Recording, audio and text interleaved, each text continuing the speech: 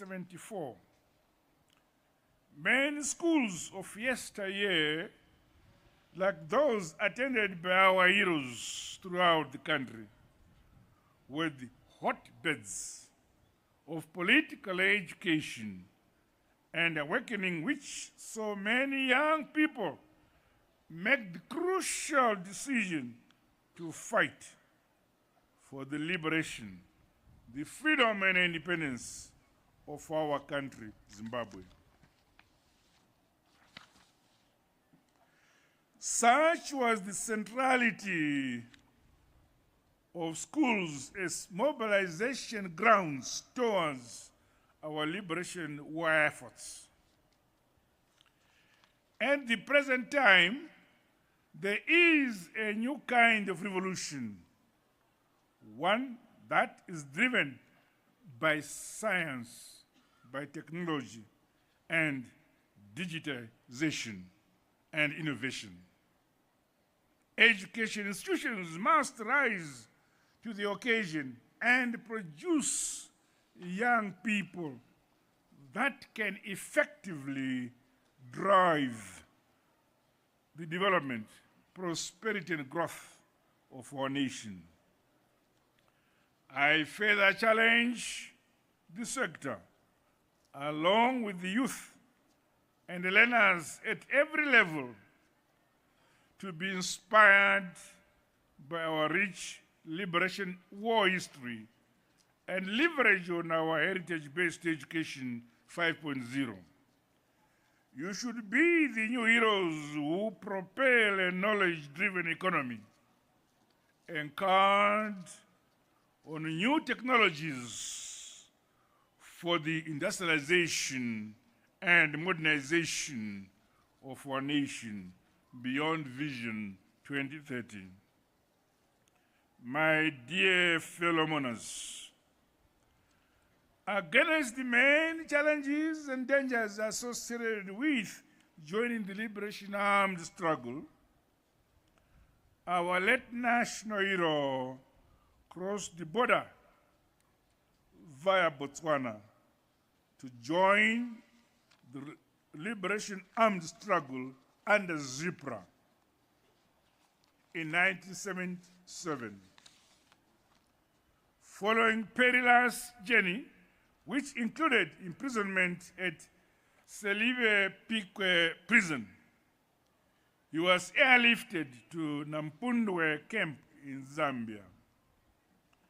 After undergoing training at Mulungushi camp, the late Comrade Mofan Komo, along with other trainees, left Zambia for further military training at Odessa in the then USSR until 1979. Upon his return from Russia, he was appointed instructor at Solwezi and later deployed with other ZIPRA cadres to Siavonga along the Zambezi River. He held the appointment of military commissar until he was attested into the Zimbabwe National Army in 1980. My dear comrades, we have a rich and diverse culture, as well as an intricately woven history. These, along with the regional and international solidarity we enjoyed during the liberation struggle, together with our country's experiences under heinous Western sanctions, inform our national character and shape our values and beliefs today. As the people of Zimbabwe, we know the strength of our unity, the pain of war, and the power of resilience. The story of our forefathers under colonialism, culminating in the armed liberation struggle, must be told in its entirety from the narratives of all participating voices. The unitary and indivisibility of our state must be jealously be defended. Likewise, our development, industrialization, modernization, and prosperity should continue to be all-encompassed and encompassing. No person, place, or region must be left behind.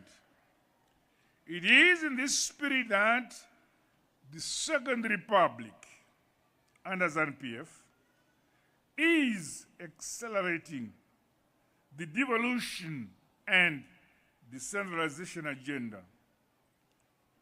Our departed national hero has passed on at a time when preparations for the hosting of this year's Independence Day celebrations in his home province of Matabeleland, South Province, are at an advanced stage. In addition, progress is ongoing in various districts of the province to improve road infrastructure, water availability, agriculture productivity, and energy access.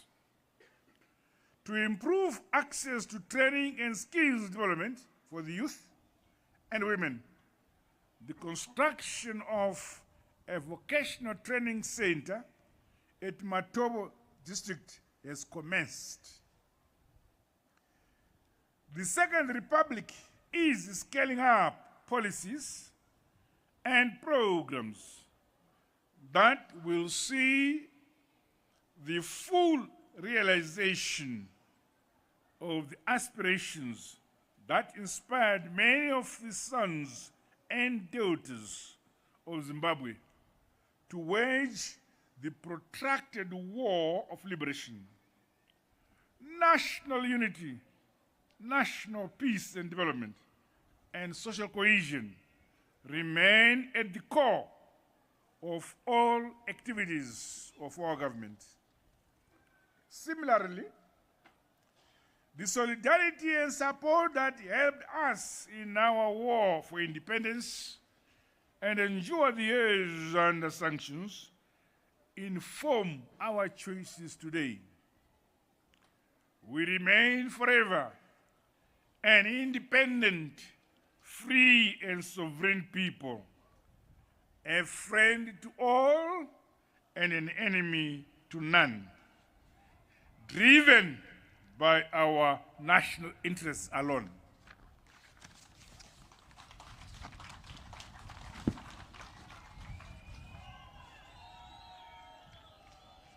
Zimbabwe is internally grateful to our friends and allies who stood by us. We share our vision of a just and equitable world and will continue to build bridges, not walls, as we work within the Committee of Nations towards global peace, security, and shared development for all. This is the long-standing spirit and ethos that sustained liberation war fighters, such as our national hero, the late retired Brigadier General Mnangagwa. He served our country in the military with diligence and utmost professionalism. He had a traceable and illustrious career in the Zimbabwe Defense Forces, systematically undertaking military career courses in accordance with his rank. An outstanding general officer, He was awarded medals which include the Liberation Medal, Independence of Zimbabwe Medal, 10 Years Service Medal, Long and Exemplary Service Medal, Mozambique Campaign Medal, DRC Campaign Medal, Grand Officer of the Zimbabwe Order of Merit Award. The late retired Brigadier General Mpabanga never sought preference or special recognition and dutifully performed in appointed designations without grumbling or bickering, always remaining loyal, trustworthy, and reliable. He never exhibited a sense of entitlement or an attitude of superiority. He was a humble officer and a son of Zimbabwe. These are the character traits demanded of the current and the future crop of leaders in public service, as well as in the security sector. In my capacity as the President and Commander-in-Chief of the Zimbabwe Defenses, I promoted our late national hero to the rank of Brigadier General upon his retirement in August 2022. He remained unquestionably loyal, patriotic, disciplined, and dedicated to serving our motherland until his demise.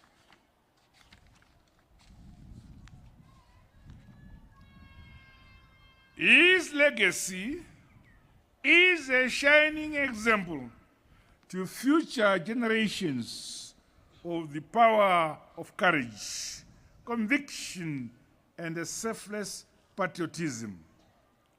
I call upon Zimbabweans from across the political divide, and the younger generation in particular, to draw life lessons from these departed heroes of our nation. Let us always remain true to ourselves as Zimbabweans, our identity, and the right to chart our own destiny and future as the times demand. We are a sovereign people and should never revoke this absolute right to please illusionary entities or cyber societies. We say no to such trends.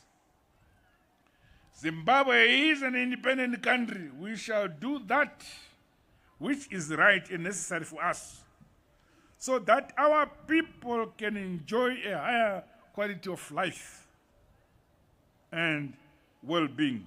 Nyika igotongwa igonamatirwa. Hallelujah.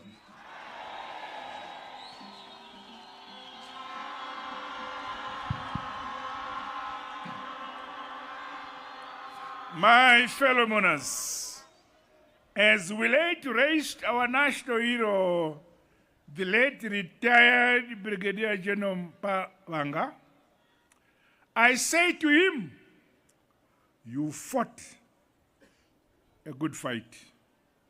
You ran a good race, and they saved your beloved motherland, Zimbabwe, with exemplary devotion. Hamba kahle, mntana wenhlabathi. Lala ngokuthula, qawe lamaqawe. Famba zvakanaka mwana wevu. Zorora murugare gamba redu. Go well, son of the soil. May your soul rest in eternal peace. God bless you all. God bless Zimbabwe. Thank you. Saringana, oh. Sangana